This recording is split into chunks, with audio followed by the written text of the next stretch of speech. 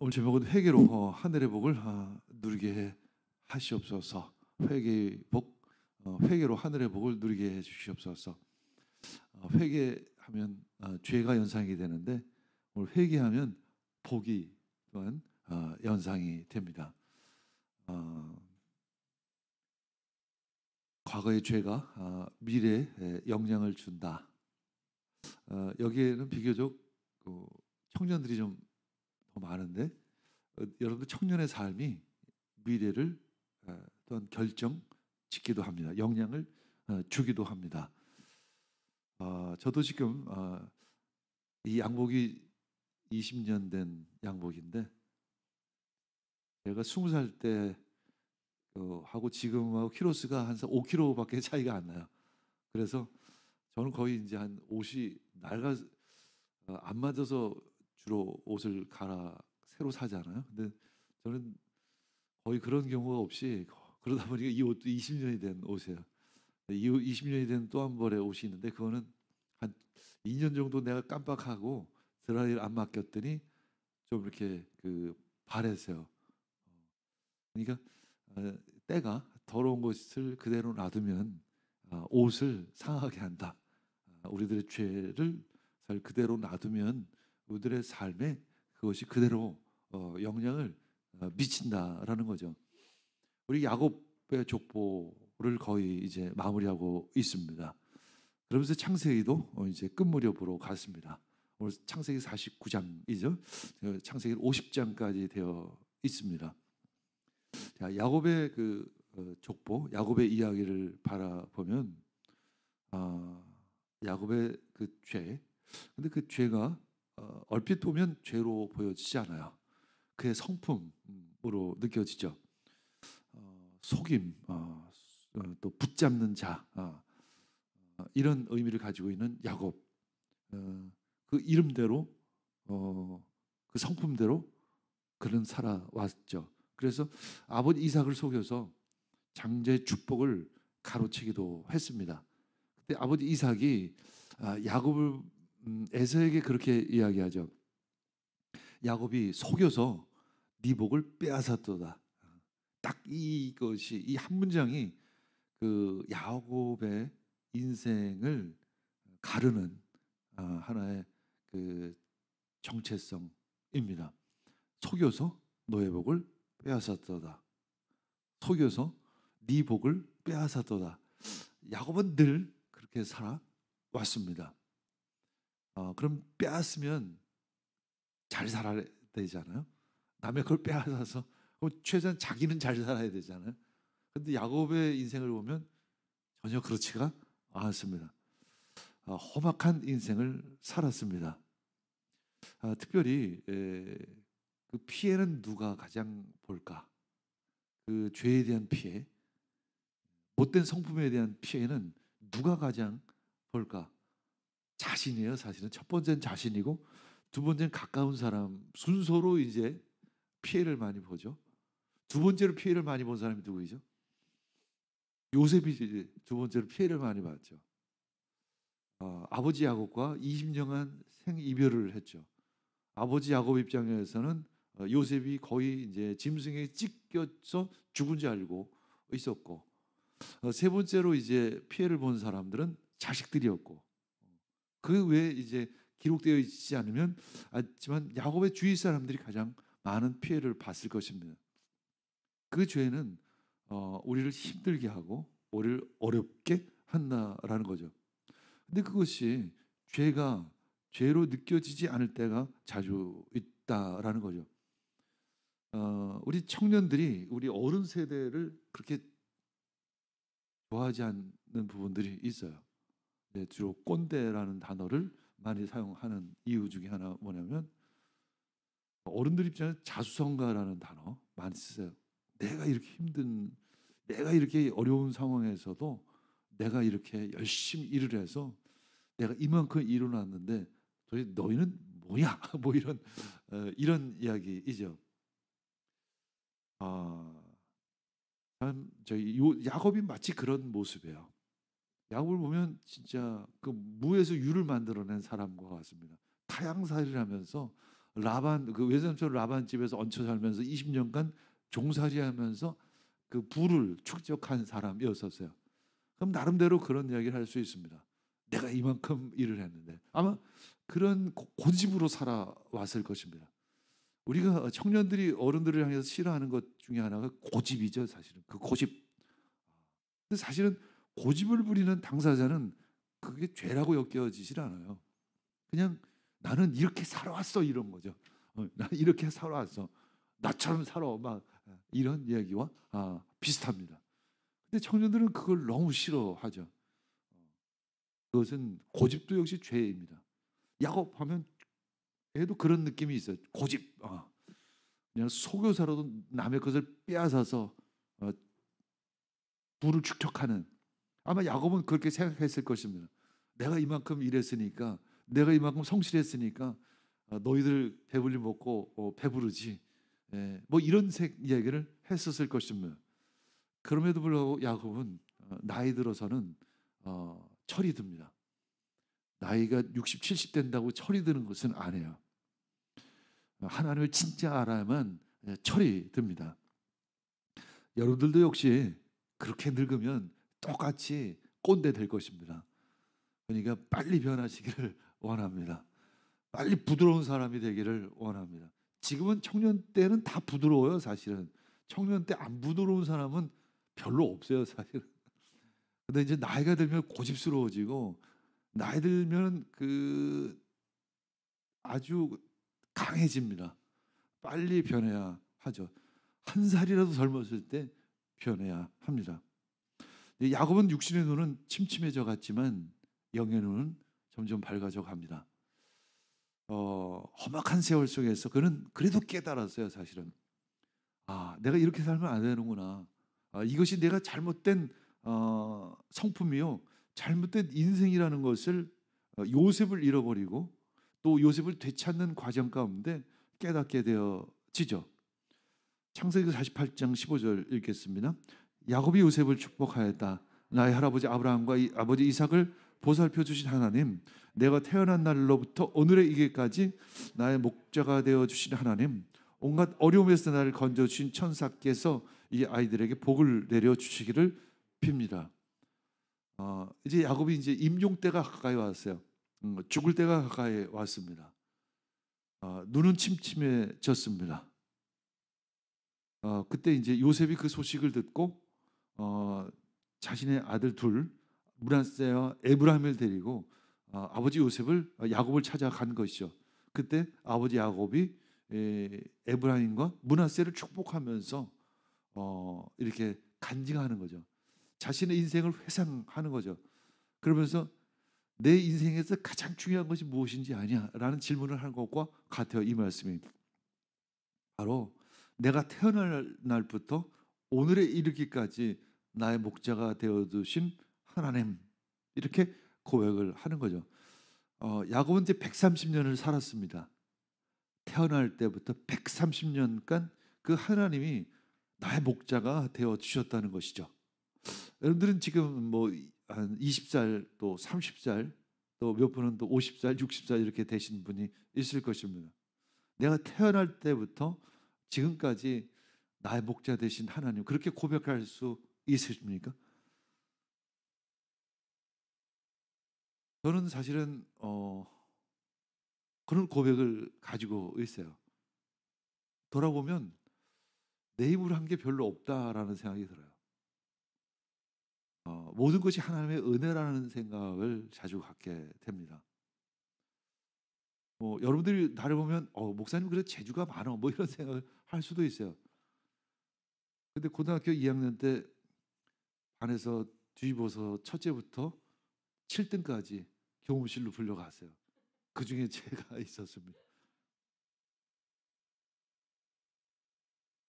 하나님의 은혜라는 것, 그것을 깨닫는 것이 믿음이고 그것을 깨달을 때 성숙해진 것입니다. 그걸 깨달아서 어른이 나이가 들었을 때 그때 꼰대라는 소리를 듣지 않고 어른이 될 수 있습니다. 여러분도 그냥 나이가 들면 꼰대가 될 거예요. 여러분도 그냥 나이가 들면 고집스러운 늙이가 될 뿐입니다. 이제 야곱은 차남인 에브라임을 축복합니다. 이제 요셉이 이제 두 아들 데려오죠. 므낫세가 장자고 에브라임이 차남입니다. 그래서 므낫세를 야곱의 오른쪽 편에, 그리고 에브라임을 야곱 편에서 보면 왼편에 이렇게 데려옵니다. 이렇게 그냥 축복을 하면 되는데 이것을 어긋나게 축복을 하는 거죠.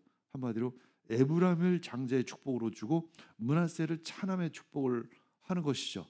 그때 이제 요셉이 좀 못마땅하게 여겼습니다. 그대로예요. 못마땅하게 여겼어서 이를 바로 잡으려고 했습니다. 그러니까 아버지가 눈이 어두우니까 침침해져서 못 알아보시는구나 하고 이제 손을 이렇게 바꾸려고 했겠죠. 그때 창세기 48장 19절 읽겠습니다.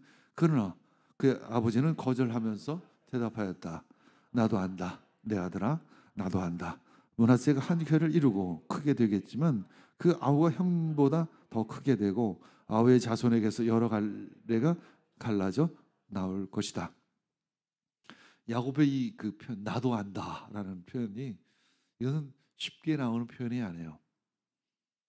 나이가 이만큼 130세가 되어서 하나님의 입장에서 나도 안다. 바로 하나님의 마음을 내가 안다. 내가 에브라임을 장가로 축복하는 이유는 하나님의 뜻이기 때문에 그렇다라는 거죠. 이 정도의 성숙으로 가야 하는 거죠. 여러분들도 그런 성숙이 있기를 원합니다. 여러분들 그런 새로운 변화가 있기를 축복합니다. 그래야만 진짜 멋있는 인생을 살아갈 수 있고, 그래야만 진짜 멋있는 어른이 될 수 있는 거예요. 그렇지 않으면 여러분들 똑같습니다. 그냥 똑같아요.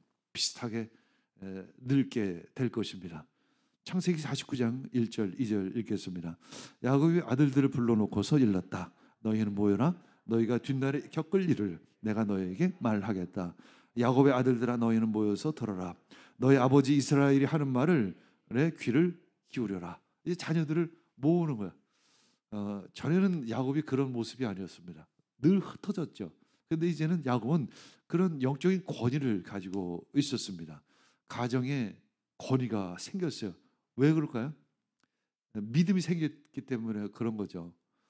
신앙으로 서 있을 수 있기 때문에 모일 수 있는 것입니다. 여러분들 신앙을 가진다는 것이 단순히 주일에 한번 예배 오는 것으로 해결된다고 생각하면 여러분 진짜 오산입니다. 진짜 오산이에요. 엄청난 실수하는 것입니다. 물론 당연히 주일을 지켜야 되죠. 그건 당연한 거예요. 그런데 여러분 진짜 믿음을 가져야 합니다.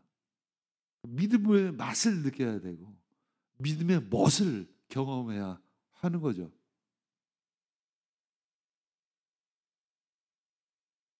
이제 가장의 권위로서 이제 후일에 당할 일을 이제 야곱은 영의 눈을 가지고 먼 미래를 미리 예언하면서 자식들을 위해 유언하고 기도하고 있습니다.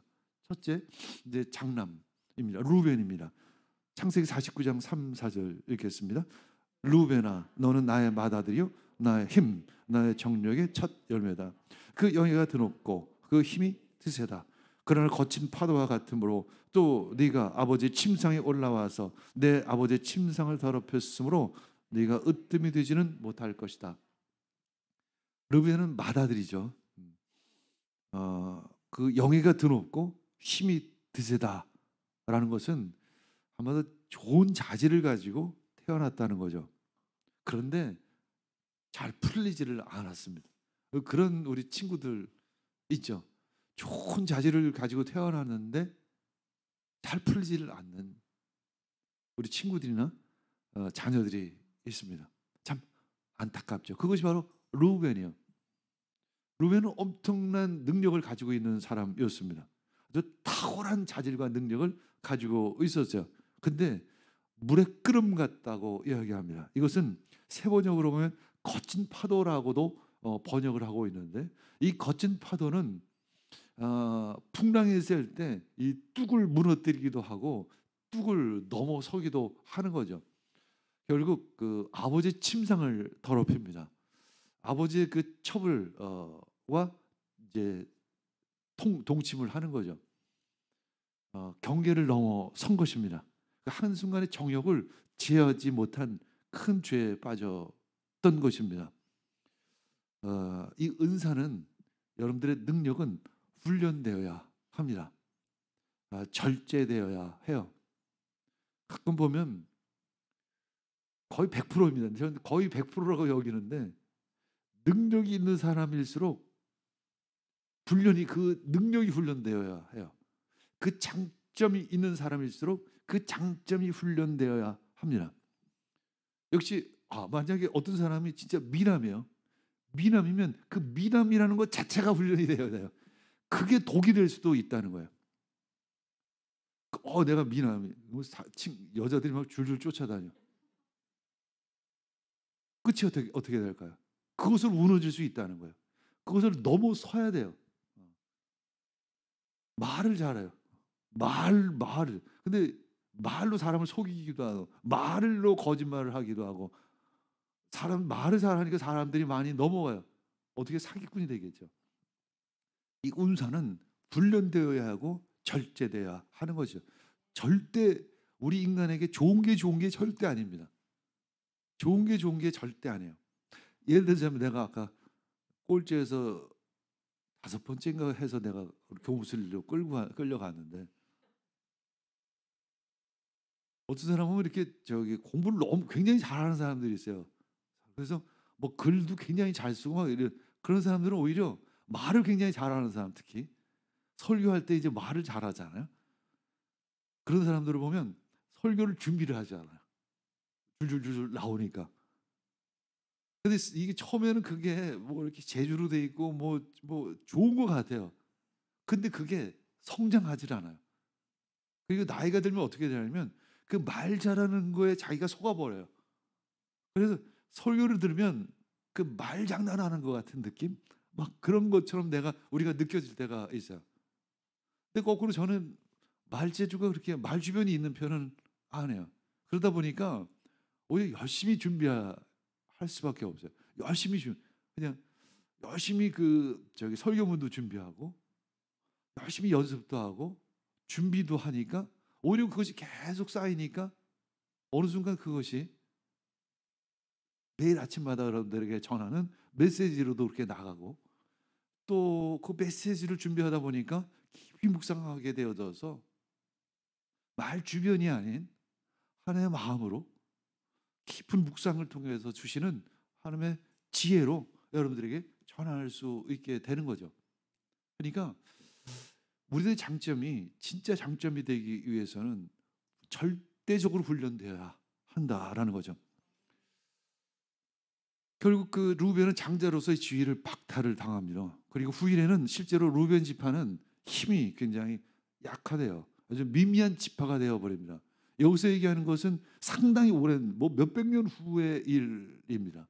몇백 년 후에 결국 루벤의 그 자손들은 결국 미미한 존재로 전락하게 됩니다.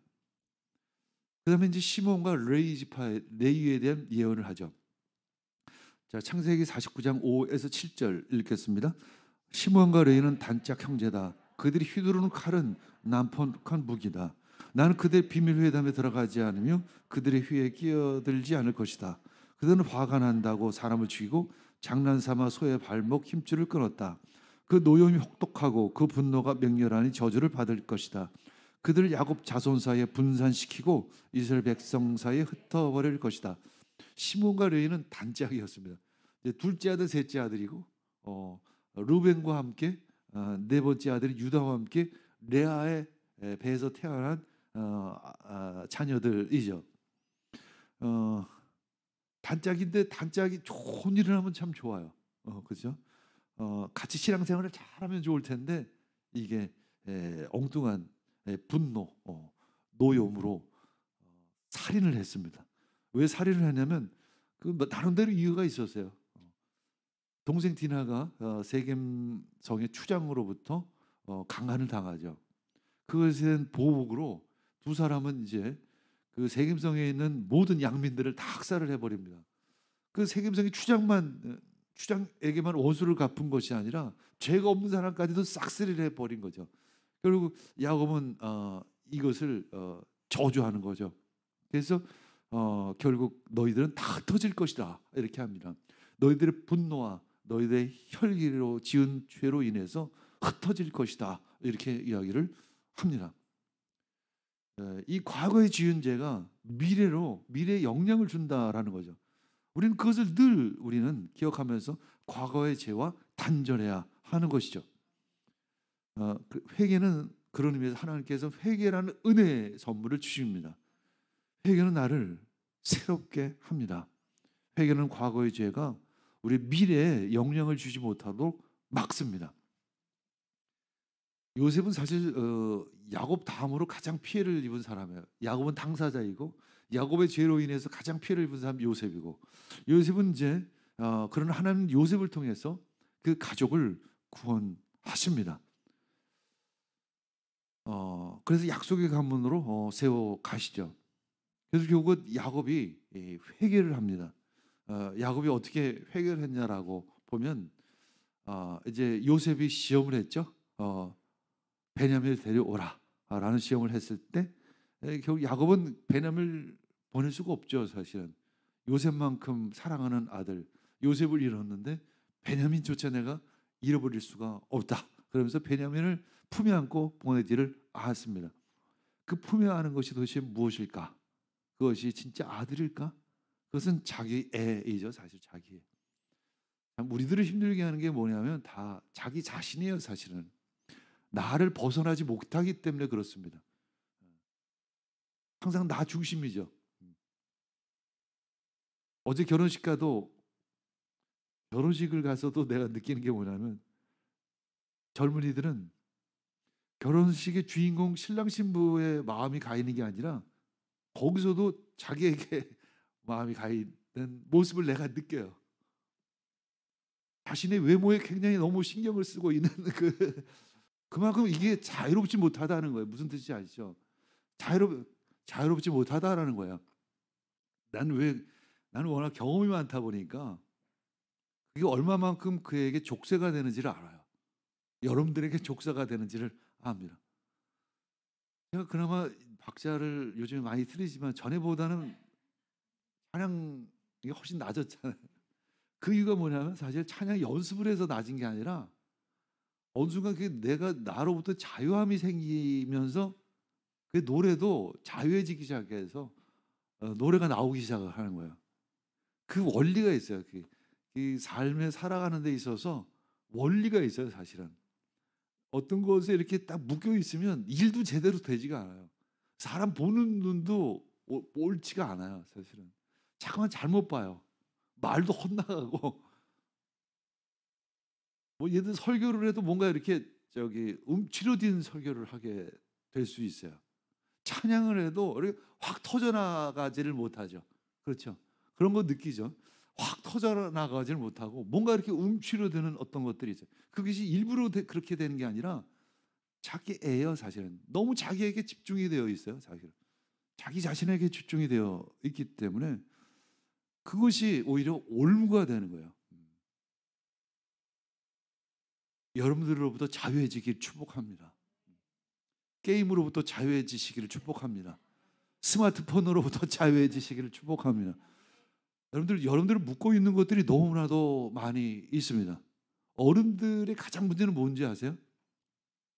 돈에 묶여 있다는 거죠. 사실은 그것이 굉장히 어려움이에요. 사실은 그래서 자유롭지가 못해. 그래서 사실 행복하지 못하고, 그래서 여러분들에게도 자녀들에게도 행복을 주질 못하는 거예요. 자녀들에게도 기쁨을 주지를 못해요. 온전한 관계가 만들어지지 못해요. 늘 그 사이에 뭔가가 있는 거예요. 무슨 뜻인지 알겠죠? 그 사이에 뭔가가 늘 있어요. 때로는 돈이 그 사이에 있고, 네가 잘 돼야 돼, 뭐 대학 좋은 데 가야 돼, 뭐 좋은 직장에 들어가야 돼, 돈 많이 벌어야 돼, 출세해야 돼, 늘 이런 것들이 사이에 있으니까 온전한 관계가 돼. 이 관계라는 것은 깨끗해야 되죠. 그냥 사랑이라 해야 돼. 거기 무슨 조건이 있고 어디 그 사이에 뭐가 필요한 거, 아무것도 필요가 없습니다. 그것이 회개입니다. 회개를 통해서 자기가 깨끗해지는 것을 의미합니다. 결국 유다는 회개를 하게 됩니다. 절절한 회개를 하게 돼요. 언제 회개를 하냐면 이제 베냐민을 데리고 오라고 했을 때 회개를 하죠. 아버지 야곱은 내가 잃으면 잃으리라 이렇게 얘기합니다. 내가 잃으면 잃으리라. 이 표현은 대단하고 이 쉬운 표현이 아니죠. 베냐민을 내가 내어놓으면서 내가 잃으면 잃으리라고 이야기를 하는 것입니다. 그때 자유함이 생기는 거예요. 그때 평안함이 생겨요. 여러분 평안함이 있으십니까? 내려놓지 못한 것이 있어서 편안하지 못한 거예요, 사실은. 죽으면 죽으리라. 잃으면 잃으리라. 그걸 받은 것이 유다입니다. 그것을 받은 것이 유다야. 그리고 베냐민을 데리고 갑니다. 베냐민을 데리고 갔습니다. 그리고 이제 요셉 앞에 세웠습니다. 아직 요셉인지 모르죠. 총리인 줄 알죠. 요셉이 이제 또 한 번의 시험을 해야죠. 베냐민의 곡식자루에 은잔을 집어넣었죠. 그리고 이제 추억자를 보내서 관리를 보내서 추억해서 베냐민의 그 곡식자루에 은잔이 있는 것을 발견하게 됩니다. 물론 함정이죠. 올무였습니다. 저 베냐민을 종으로 삼겠다고 합니다. 그때 유다가 나타납니다. 그러면서 이제 요셉에게 간청을 하죠. 아주 명설교를 합니다. 아버지의 목숨과 이 아이의 목숨이 엮여 있습니다. 만약에 이 아들 베냐민을 집으로 돌려보내지 않으면, 안전하게 데리고 가지 않으면 우리 백발의 그 아버지는 슬퍼하시면서 음부로 내려 가실 것입니다. 우리는 그렇게 만들 수는 없습니다. 저를 차라리 종으로 삼으시고 간절히 구하는데 이 베냐민은 집으로 돌려주시기를 간청합니다. 이렇게 간절히 구합니다. 내가 그 죄를 대신 다 받겠다라는 것, 그것이 바로 예수 그리스도이죠. 예수 그리스도께서 우리들의 죄를 대신 짊어지시고 십자가에 못 박히신 것처럼 44장 34절 읽겠습니다. 저 아이 대신 저를 종으로 삼으십시오. 저 아이 없이 제가 어떻게 아버지의 얼굴을 뵙겠습니까? 나를 그냥 종으로 삼아 주십시오. 유다의 회개가, 유다의 희생이 또 가문의 구원으로 이어지는 것을 봅니다. 이렇게 하나님은 회개를 통해 하늘의 복을 주시는 것입니다. 창세기 49장 8절 읽겠습니다. 유다야, 너희 형제들이 너를 찬양할 것이다. 너는 원수의 멱살을 잡을 것이다.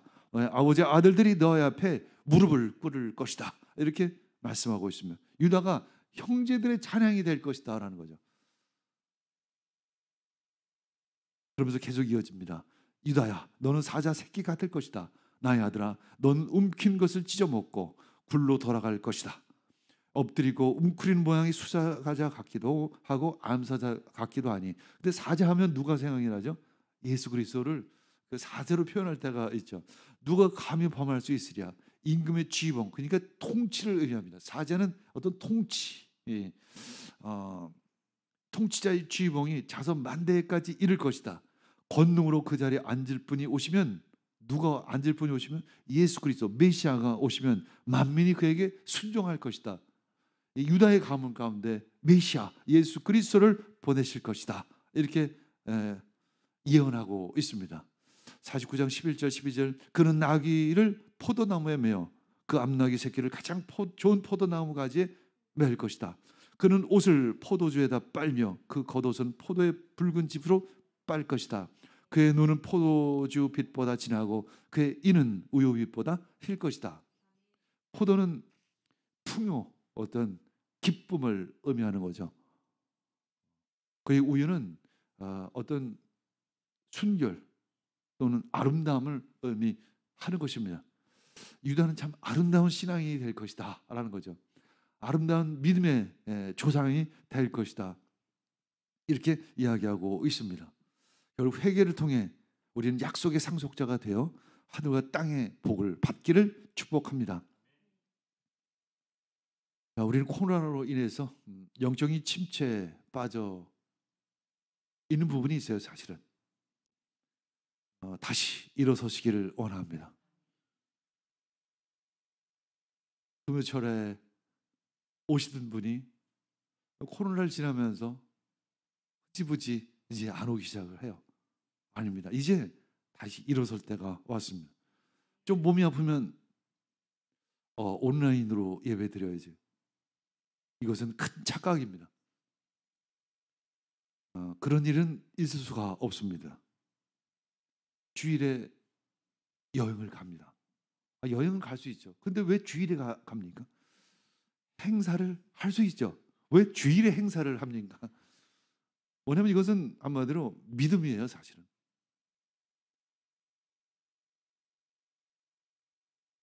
믿음이라는 것은 뭐냐면 길이 전혀 다른 길을 가는 것입니다. 나는 이 길을 가겠다고 얘기하는 것이죠. 서울을 가려고 하는 사람이 평양 비행기 평양 티켓을 타고 가면 안 돼요. 평양행 기차를 타고 가면 안 됩니다.